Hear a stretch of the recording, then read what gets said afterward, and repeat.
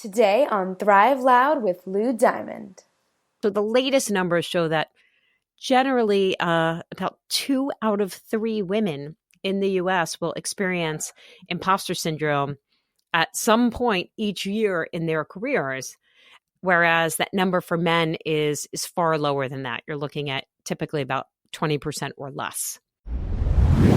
A third of the people love you, a third don't care about you, and a third hate you. So you concentrate on the third that love you and you go for it. I think the greatest Achilles heel for leaders is they don't give themselves time to think. So my journey is one of those, there are a lot of detours. There's a lot of going off on the side roads. Thrive Out listeners, you're in for a treat. We're here with Jamal Mashburn, Jesse Itzler, the John Maxwell, Jackie the Joke Man Martling, New York Rangers great Mike Richter, Lisa Lampanelli, Mary Carrillo. Oh, how nice. I'm actually going through the practice of being an entrepreneur. Pick yourself up, brush yourself off, and thrive loud.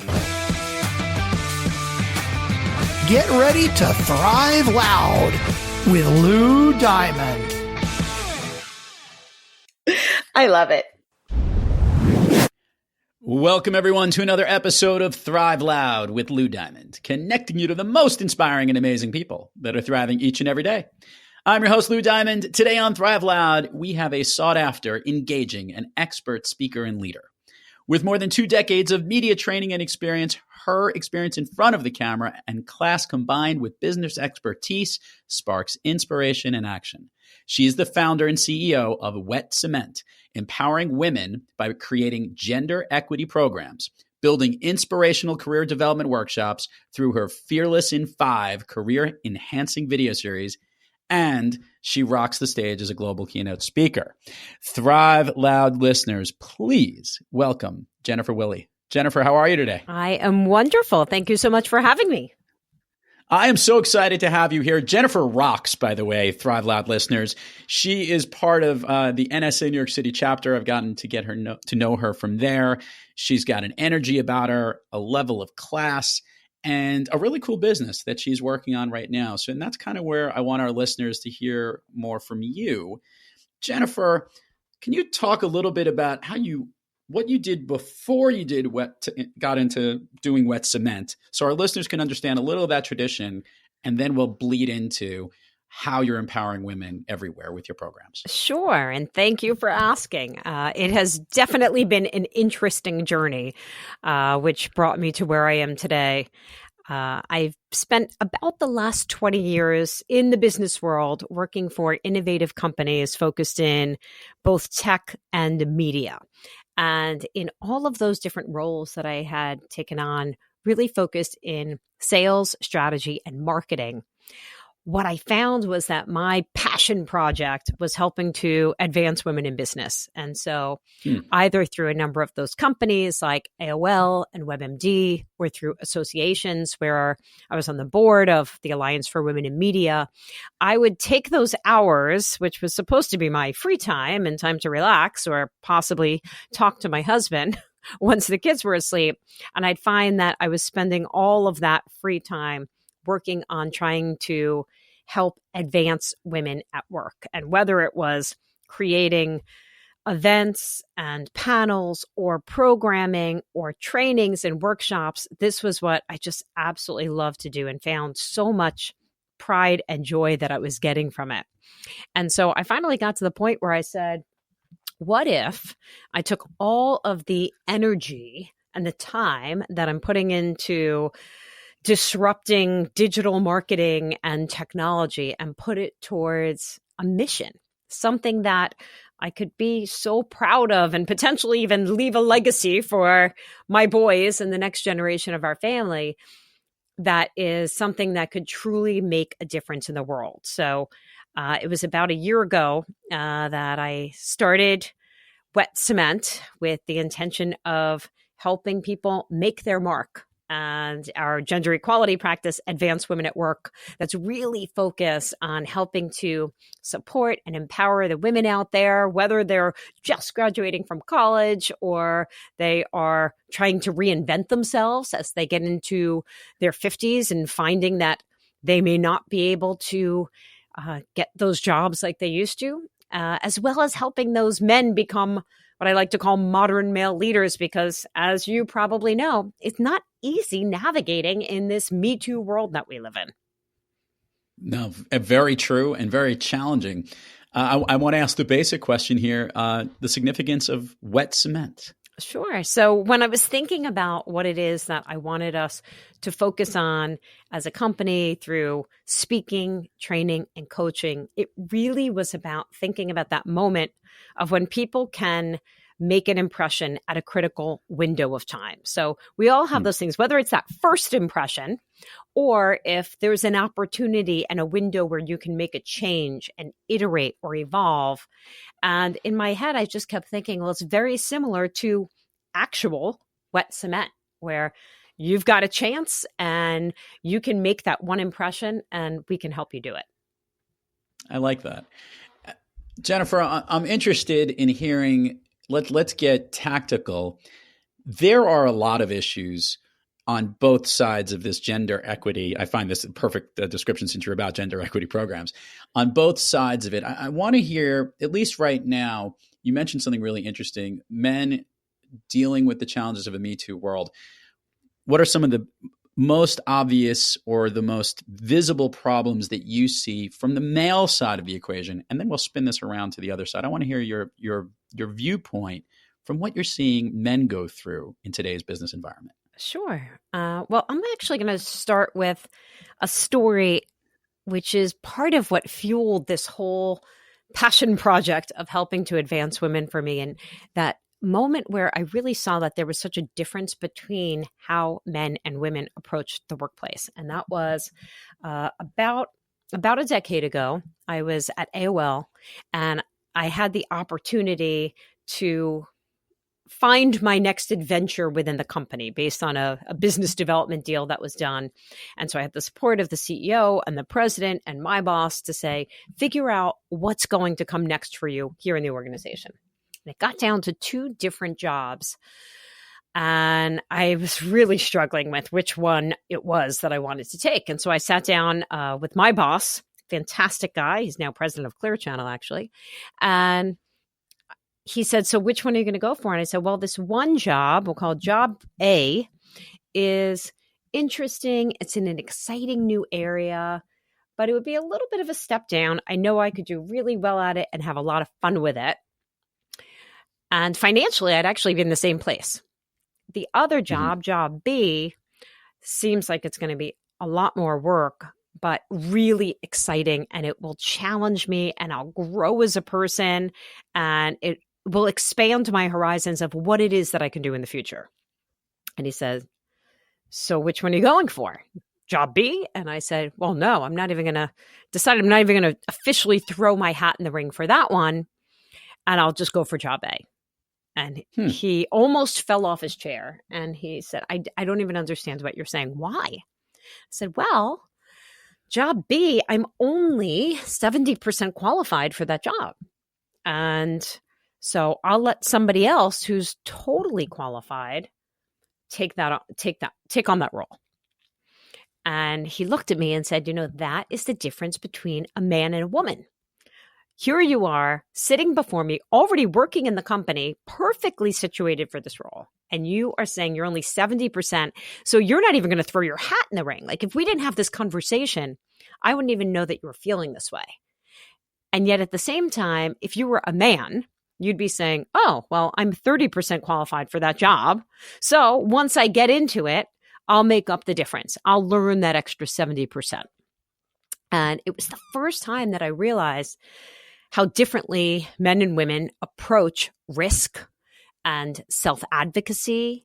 And then with later years and lots of research, truly understanding the concept of impostor syndrome and how that holds women back. And certainly if they don't have leaders who understand some of those things and help support them and push them and recognize that, one of the major drivers of imposter syndrome is perfectionism. As a male leader, understanding that that's a huge barrier for a lot of women. It makes them not start projects that they should, or they're afraid to let anybody see the warts. And so as a leader, you have an opportunity to create an entirely new kind of culture that's focused on authenticity and transparency and imperfections and celebrating that, which allows women to really step up and to open up in an entirely new way. I want to ask you a further drill down question on that. Do you think that was who you were, or do you think that was just how men and women differentiate themselves? Because I know plenty of women that might have done the thinking of what he described, the difference to what a man would have taken in that particular role. Do you think that was so inclusive, or was it his comment and analysis about the matter that was really the eye-opening piece for you? I'm curious, because I would tell you, I think it's really interesting because maybe I'm thinking with such a forward mind today versus what it was back then, that I think there'd be equally amount of men who might feel hesitant about that and women. So I'm just curious to know what you think about looking back at it now versus because of what you know today. Sure. So looking back at it now, I think there's a twofold answer to that. So you are correct to say it certainly sparked this quest for knowledge of, are there differences between men and women in the workplace? And if so, what are they? So that's what it sparked for me. But one of those things that I learned through that is that impostor syndrome and some of these behaviors around FOMO, or fear of missing out, which according to a recent survey that my partner in Career Excel, which we'll talk about in a little bit, launched with 300 women around the world, of what are some of those internal barriers that hold them back. I've learned with time that these are issues that affect women at a rate far higher than men. So just using the example of imposter syndrome, it's not unique to women. It actually, some of the typical characteristics of people who feel like a fraud or a fake and they're just waiting to be found out, or they have this superhero mindset of they have to be doing 10 things all at the same time, or they have to be a perfectionist, or they're a natural born genius. And so they don't want to put themselves in a place where it could be found out that they don't know the answer to everything.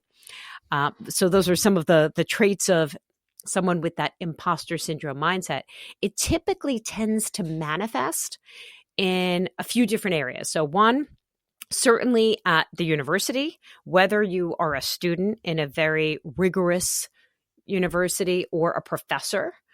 It also tends to come out in very creative fields. So a recent study that was just done in the UK showed that almost 9 out of 10 people who are in the fields of design and creative fields suffer from things like imposter syndrome. But then certainly whenever it is that you're the one that's primarily representing your race or gender and you feel like you become the stereotype, it comes out much more. And so the latest numbers show that generally about 2 out of 3 women in the US will experience imposter syndrome at some point each year in their careers, whereas that number for men is far lower than that. You're looking at typically about 20% or less. Hey there! If you're enjoying how Lou is connecting with this guest in this interview, then just imagine how impactful he can be in person. As an international speaker and consultant, Lou Diamond is all about getting organizations to thrive through the power of connecting.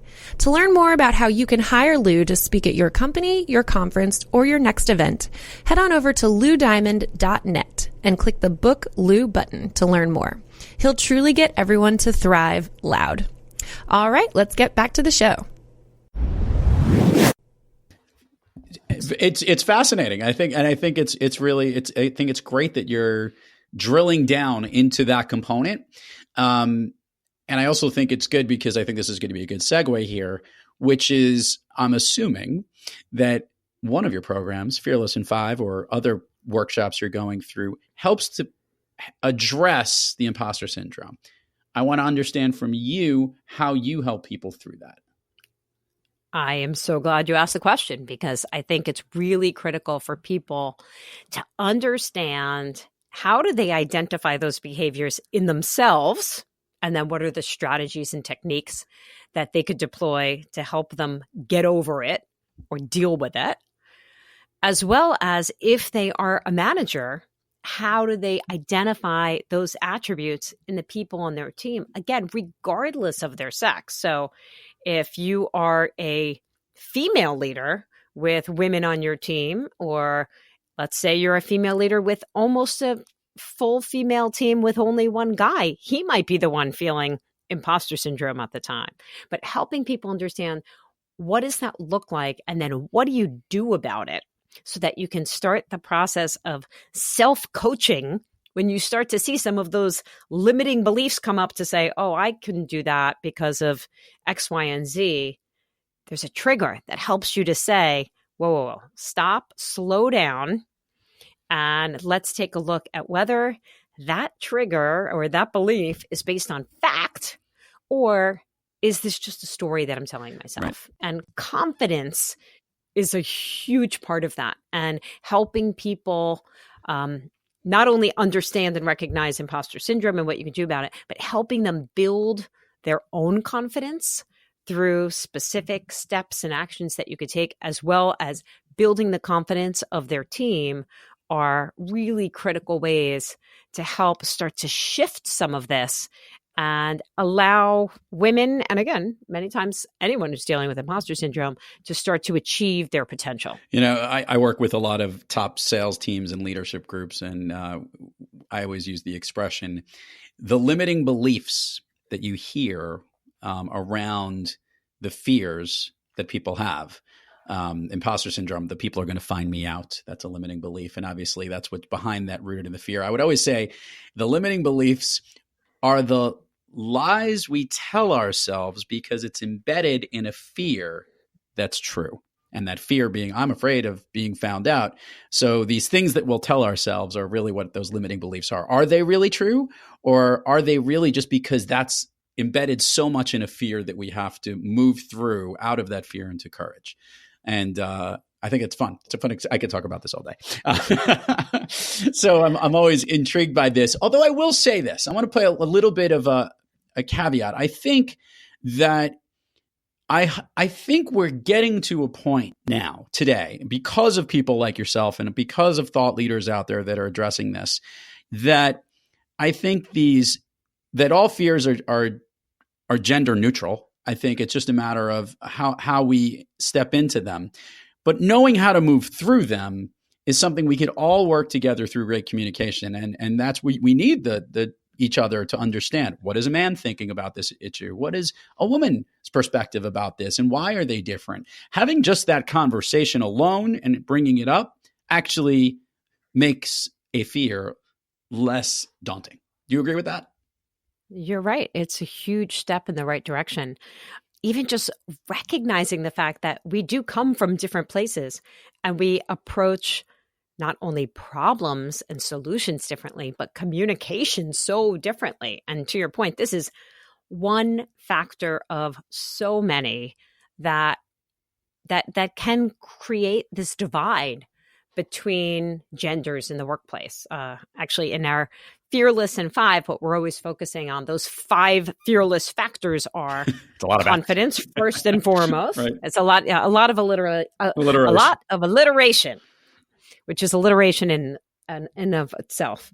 But it's focusing on confidence, communication. So not only just assertive language and verbal delivery and identifying vocal trends that tend to, let's call it, infect women at a much higher rate than it does men. Things like vocal fry and up talking and low talking and sexy baby vocal virus, but also the communications piece of it with interruptions and managing interruptions, which, as you may have seen the Harvard Business Review study that came out last year, the fact that women are interrupted 3 times more than men, not just in business settings, but even all the way up to the Supreme Court. Wow. So you've got confidence, you've got communications, you've got connections. So networking, mentoring, sponsorship, all things that women approach very differently than how men do. And then some of those areas where control comes into play. So control in my mind are everything from self-advocacy, negotiating, business planning for yourself, creating that personal board of directors, and then using those folks in your life very strategically to advance your mission and the objectives that you have out there.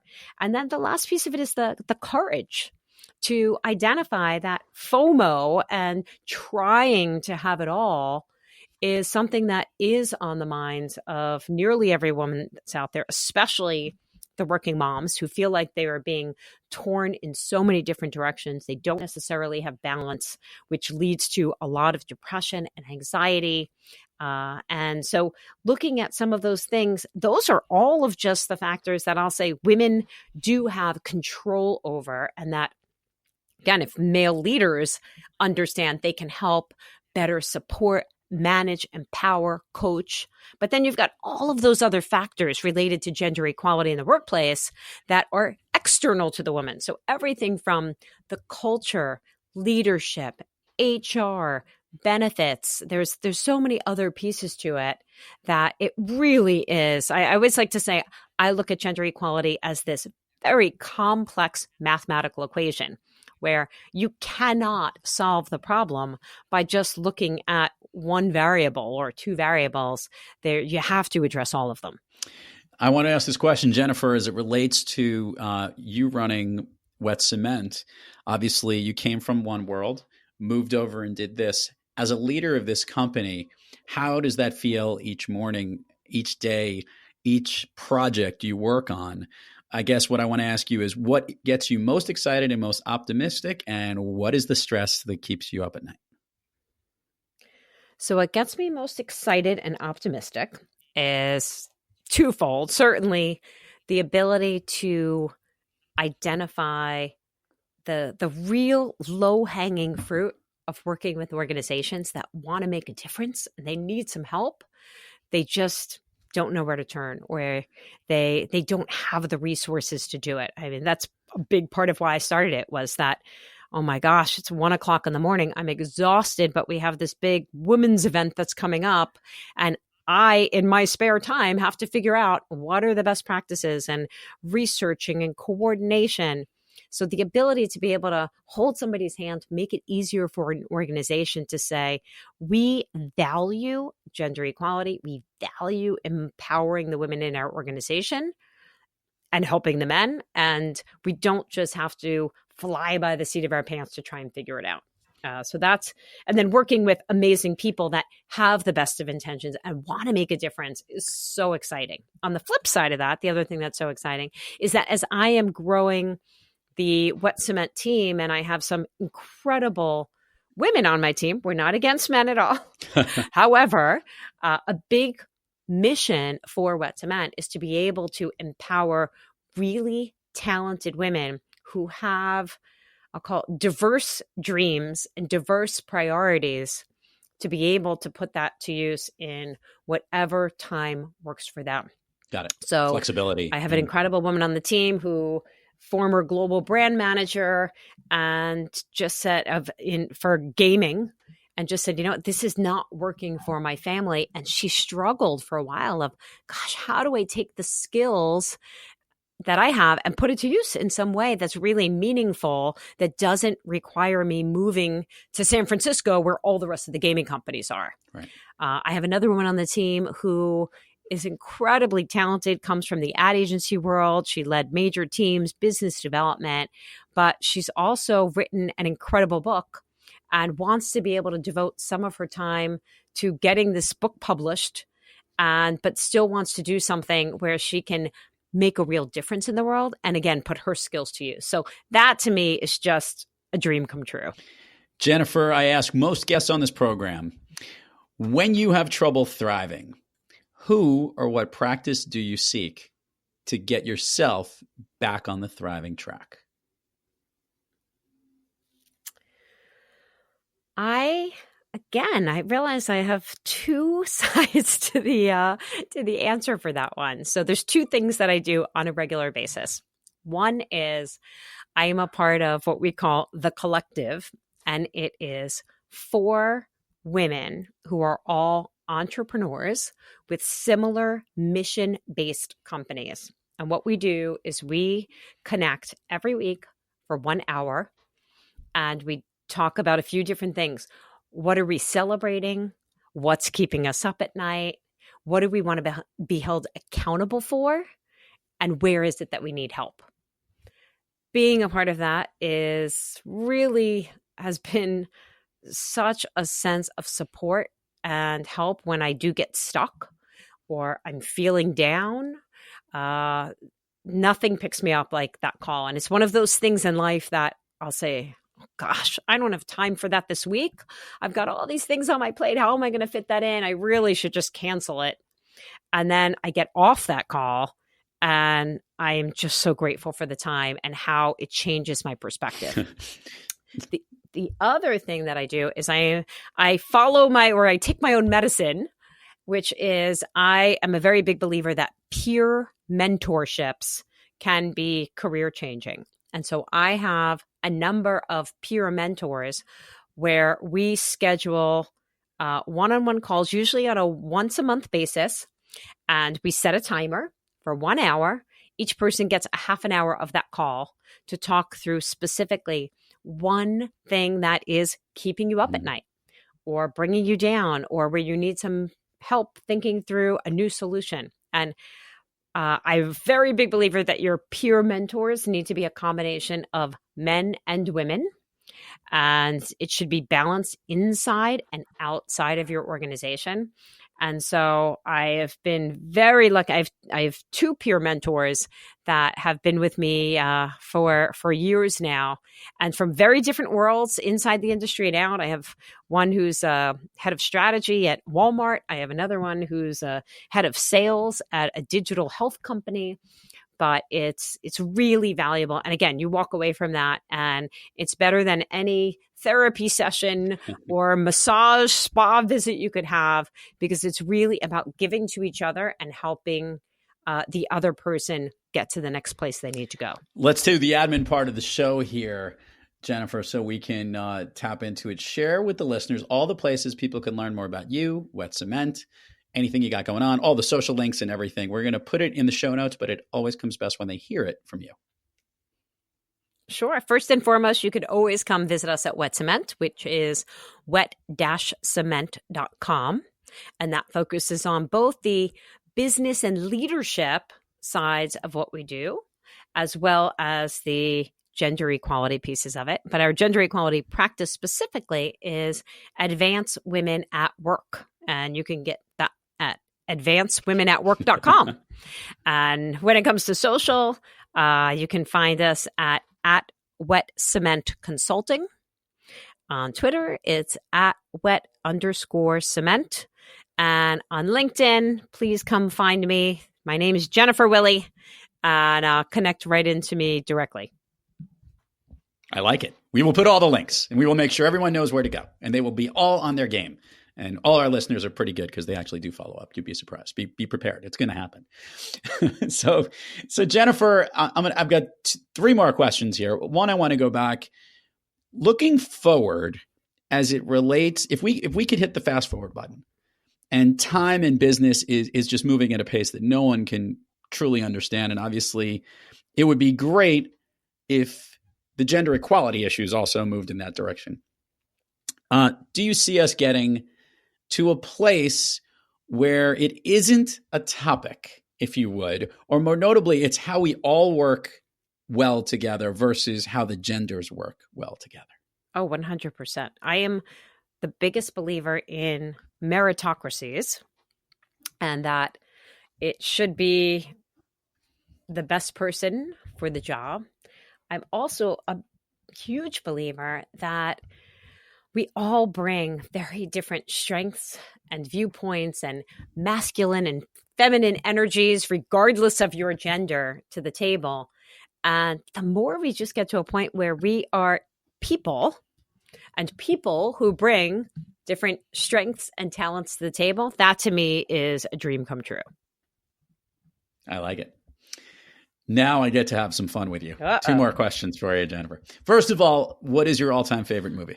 16 Candles, and I have proof of that because I think it was about 3 years ago. Both my sister and my husband both bought me the same Christmas/Hanukkah/holiday present, which was an I Love Jake Ryan t-shirt. That is very funny. So I did try to get my son to be named Jake Ryan, but my husband knew well enough and did not fall for it. Yeah, that would be a little creepy on the same sense, but yes. But that's great. Is it just the crush on Jake Ryan, or is there any other reason that movie connects so much with you? Well, Jake Ryan is very easy on the eyes, so thank you very much. However, I think it really hit me because it was one of the first movies that the whole theme of it is that Molly Ringwald, who's the female heroine in the movie, she's not the most gorgeous one. She's not the most popular one. She's not the hottest one that all the guys are dying for, but that she was smart and funny and cool and that she could win in the end. And so I think it was very inspiring for me that, we all can get what it is that we deserve. And the same thing, quite frankly, with, oh my goodness, I can't believe I can't remember his name right now, but the dork. Sorry. Anthony Michael Hall, that he too is the one who ended up with the most popular beauty at the same time. It's true. It's kind of a fun thing. It is funny because, in this day of in this Me Too generation and whatnot, if you go back and watch a lot of these movies or these things from the 80s or the 70s, it's tough in many cases that does humor carry over? Does it go through the generations? Do we know it because of a certain time, or are certain things that we thought were funny back then now maybe inappropriate or whatnot? And what's really interesting is my kids saw those movies, both The Breakfast Club and 16 Candles. And, the stresses in high school are probably just amplified. Obviously they didn't have phones and whatnot, and that bridging the gap of having to communicate in person and how social challenges are there are still as prevalent as ever, and probably even more so. And it carries over a lot of that stuff, sons maybe, paying $1 for a girl's pair of underpants. So, so Jennifer, wrapping this up here, what are you speaking about most today, and what are you looking forward to? We're in the early part of 2019, looking down, a message that you want to work on getting out there more so that people can hear you when you do speak. Because I know part of your consultancy is also the fact that you're a speaker as well. Yes. I have a few things coming up that I'm really excited about and that'll help to continually shape and refine the messaging. They're very much focused in this area of confident communications. Because again, that can be at the core of some of the areas where women really can get empowered and help them advance. And so I'm speaking at the Room VIP Summit in Miami in February about confident communications and impostor syndrome and building a collaborative culture. I'm thrilled to announce that I'm the new global advisor on gender equality for Comexposium in Asia, and I'm speaking at their brand summit in Okinawa in a few weeks, and then again in Tokyo for AdTech. So we're really going to help these companies that are focused on innovation identify how they can innovate through inclusivity. And so that's really important to me. And then helping women here locally. I'm based in New Jersey. I'll be at Johnson & Johnson leading the Women's Leadership Initiative. And one of the things that I do that I love is I'm very focused on insights to action. So all of the content and the curriculum that I create for either training or keynote speeches, I try and make it as modular as possible. So I'll start getting insights by surveying the audience or the constituents that will be part of a training program to understand of all of the different facets of what we could be talking about, what's keeping them up at night, what's most important for them to learn, grow, and develop. And then I custom design the experience based on those insights. So I'm waiting to get some survey results back on that and excited to see where that's going to go. Jennifer Willey, this has been awesome. Thank you so much for sharing everything. And it's been great to have you on Thrive Loud. Thank you. I'm thrilled to be a part of this. And thank you for all that you do. And to all our Thrive Loud listeners out there, thank you for joining us. And until next time, keep thriving onward and upward. And remember, be brief, be bright, be gone. I can't believe I gave my panties to a geek. You've been listening to Thrive Loud with your host, Lou Diamond. Make sure to subscribe on iTunes, Overcast, or wherever you get your podcasts. And follow us on Twitter, Facebook, and Instagram at Thrive Loud. Or find us on the web at thriveloud.com.